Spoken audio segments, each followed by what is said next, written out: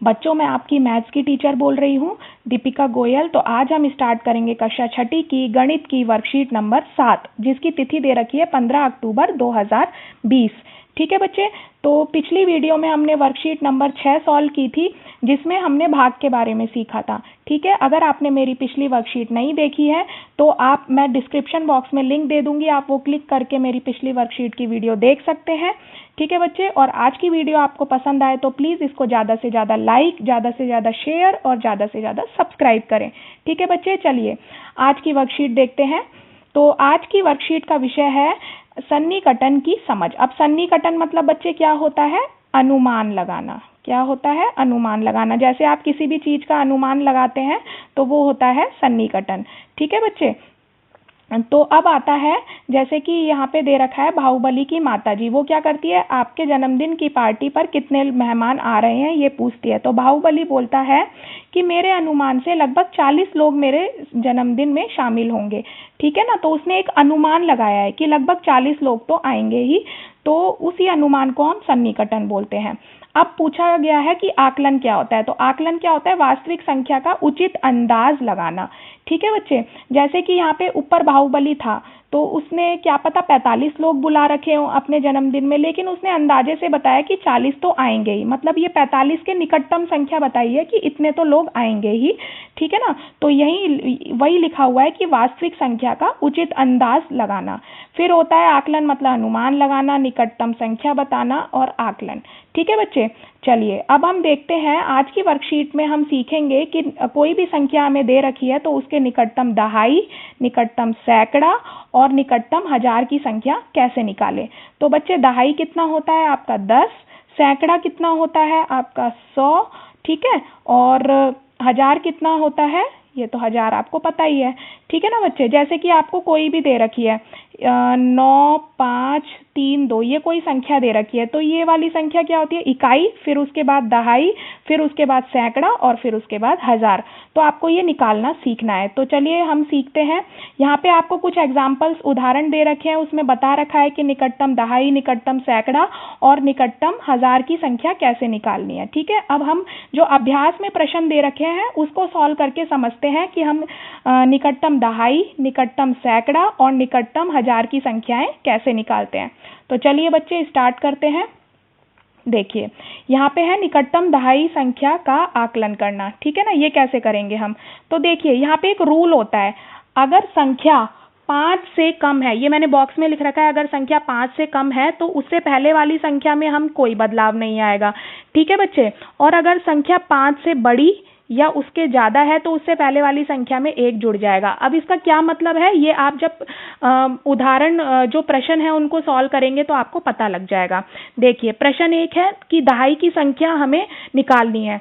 ठीक है ना, जब दहाई की संख्या निकालनी है तो हम बच्चे क्या, जैसे 37 है ये वाला प्रश्न है 37। ठीक है ना, तो अब हमें यहाँ पे दहाई की संख्या निकालनी है, तो हम जो लाइन लगाएंगे वो किसके नीचे लगाएंगे? इकाई की संख्या के नीचे लगाएंगे। ठीक है ना, तो हमने 7 इकाई का अंक है, उसके नीचे हमने लाइन खींच दी। अब हम इस 7 को देखेंगे, ये जो संख्या लिखा हुआ है ना, ये जिस नंबर के नीचे हमने लाइन लगाई है वही है। ठीक है ना, तो अब 7 क्या है? 5 से बड़ा है, तो ये कौन से वाले बॉक्स में आएगा? इस वाले बॉक्स में आएगा ना, कि जब अगर संख्या 5 से बड़ी या उसके बराबर है तो वो क्या हो जाता है? उससे पहले वाली संख्या में 1 जुड़ जाएगा। तो देखिए यहाँ पे हमारा 7 है, तो 7 क्या है हमारा? 5 से बड़ा है, तो 7 से पहले कौन सी संख्या आ रही है? 3। तो 3 में हम क्या जोड़ देंगे? 1 जोड़ देंगे, तो हमारा कितना बन गया? 4 बन गया। और 0 कितने आएंगे हमारे? क्योंकि दहाई की संख्या है तो हमारा 1 0 आ जाएगा। ठीक है बच्चे, चलिए नेक्स्ट देखते हैं। अब यहाँ पे हमें फिर से दहाई की संख्या निकालनी है, तो हम इकाई की संख्या के नीचे लाइन लगाएंगे। तो 115 में 5 इकाई का अंक है, तो 5 के नीचे हमने लाइन खींच दी। फिर हमने देखा 5 तो 5 के बराबर है, फिर से ये इस बॉक्स में आएगा क्योंकि यहाँ 5 से बड़ा या उसके बराबर होना चाहिए। तो देखिए जब बराबर या उससे बड़ा है तो हम पहले वाली संख्या में 1 जोड़ देंगे। तो यहाँ पे 5 से पहले कौन सी संख्या आ रही है? 11 आ रही है। तो हम क्या करेंगे? 11 में 1 जोड़ा तो कितना आ गया? ये हमारा 12 आ जाएगा। और 0 फिर हम कितनी लगा देंगे बच्चे? 1 0 लगाएंगे क्योंकि दहाई की संख्या है। फिर नेक्स्ट क्वेश्चन देखते हैं। सिमिलरली यहाँ पे भी हमने वही किया है। इकाई का अंक 259 में इकाई का अंक क्या है? 9 है, तो इकाई के अंक के नीचे हमने लाइन खींच दी है। अब 9 तो 5 से बड़ा होता है, ठीक है ना बच्चे। तो हम क्या करेंगे, 9 से पहले आने वाली जो संख्या आ रही है 25 आ रही है, उसमें 1 जोड़ दिया हमने, तो 25 और 1 कितना हो गया? 26, और 0 हम कितना लगाएंगे? 1। ठीक है बच्चे, चलिए नेक्स्ट क्वेश्चन देखते हैं। अब हम सीखेंगे सैकड़ा, निकटतम सैकड़ा संख्या कैसे पता करेंगे। तो हमें वही करना है, जैसे हमें यहाँ पे दहाई संख्या पता करनी थी तो हमने इकाई पे लाइन खींची थी। अब हमें यहाँ पे सैकड़ा सैकड़ा पता करना है, तो हम किस पे खींचेंगे लाइन? सैकड़े से पहले क्या आता है? सैकड़े से पहले दहाई आता है, ठीक है ना। तो दहाई वाली संख्या पे हम लाइन खींचेंगे। जैसे यहाँ पे 177 है, तो 177 में दहाई वाली संख्या ये वाली है ना बच्चे, तो हम 7 के नीचे लाइन खींच देंगे।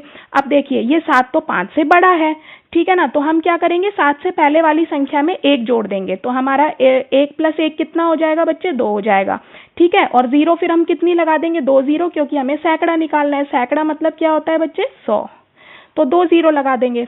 चलिए नेक्स्ट देखते हैं।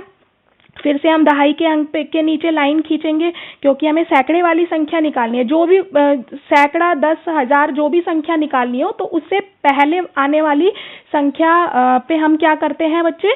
लाइन खींचते हैं। तो यहाँ पे हमने 4 पे खींच दी। अब 4 तो 5 से छोटा है, तो 4 से पहले आने वाली संख्या में कोई चेंज नहीं होगा, मतलब 5, ये 5 की 5 रहेगी। और 5 के आगे हम कितने 0 लगा देंगे बच्चे? 2 0 लगा देंगे, क्योंकि हमें सैकड़ा निकालना है। चलिए नेक्स्ट क्वेश्चन देखते हैं। फिर से हमने यहाँ पे दहाई की संख्या पे लाइन खींच दी है। 115 और ये 0 है, इसमें हमने दहाई वाली संख्या पे लाइन खींच दी। अब हमने देखा ये तो 5 के बराबर है जिस पे हमने लाइन खींच रखी है, तो 5 से पहले वाली संख्या में 1 जुड़ जाएगा, तो ये 11 है 5 से पहले वाली संख्या, तो 1 जुड़ा तो कितना बन गया? ये 12। और उसके आगे हम कितनी 0 लगा देंगे? 2 0 लगा देंगे, क्योंकि हमें सैकड़ा निकालना है। ठीक है बच्चे, आ गया आपको समझ में? चलिए नेक्स्ट देखते हैं। अब हमें निकटतम हजार संख्या निकालनी है। तो निकटतम हजार निकालनी है, तो अब आप सोचिए कि हमें किस संख्या पर लाइन खींचनी होगी। हमें क्या करना होगा? हजार से पहले क्या आता है बच्चे? सैकड़ा। हजार से पहले क्या आता है? सैकड़ा आता है। तो हम सैकड़े वाली संख्या के नीचे लाइन लगाएंगे, ठीक है ना। तो यहाँ पे जैसे ये इकाई है, ये दहाई है, ये सैकड़ा, तो 3 है वो सैकड़े वाली संख्या है, तो हमने 3 के नीचे क्या कर दिया? लाइन खींच दी है, ठीक है बच्चे। अब हम क्या करेंगे? 3 देखेंगे। ये 3 तो 5 से छोटा है, बड़ा है या बराबर है? ये तो 5 से छोटा है, तो 3 से पहले आने वाली संख्या पे कोई चेंज नहीं आएगा, तो ये 1 की 1 ही रहेगी। यहाँ पे 1 लिख दिया है मैंने, और 0 उसके बाद कितनी लगा देंगे हम? 3 0 लगा देंगे, क्योंकि हमें हजार की संख्या निकालनी है। चलिए नेक्स्ट क्वेश्चन देखते हैं। 9 5 4 7, इसमें भी हम वही करेंगे। सैकड़े वाली संख्या पे मैंने लाइन खींची है। अब ये जिस पे लाइन खींची है वो देखिए 5 से छोटी है, बराबर या उसके बड़ी है, तो यहाँ पे ये 5 के बराबर है। तो हम क्या करेंगे? 5 से पहले आने वाली संख्या में 1 जोड़ देंगे। तो 5 से पहले कौन सी संख्या आ रही है? यहाँ पे 9 आ रही है, तो हम 9 में 1 जोड़ेंगे, तो हमारे पास कितना आ गया? 10 आ गया। फिर हम क्या करेंगे? यहाँ पे 3 0 लगा देंगे, क्योंकि हमें हजार की संख्या प्राप्त करनी है। चलिए अब नेक्स्ट एंड लास्ट क्वेश्चन देखते हैं। 1 0 2 5 4, इसमें हमने क्या किया? सैकड़े वाली संख्या पर हमने लाइन खींच दी। अब हम देखेंगे ये 2 तो 5 से छोटा है, तो जो 2 से पहले आने वाली संख्या, मतलब कि ये जो 10 आ रहा है, उसमें कोई चेंज नहीं होगा, तो ये 10 का 10 ही रहेगा, ठीक है बच्चे। और उसके आगे हम कितनी 0 लगा देंगे?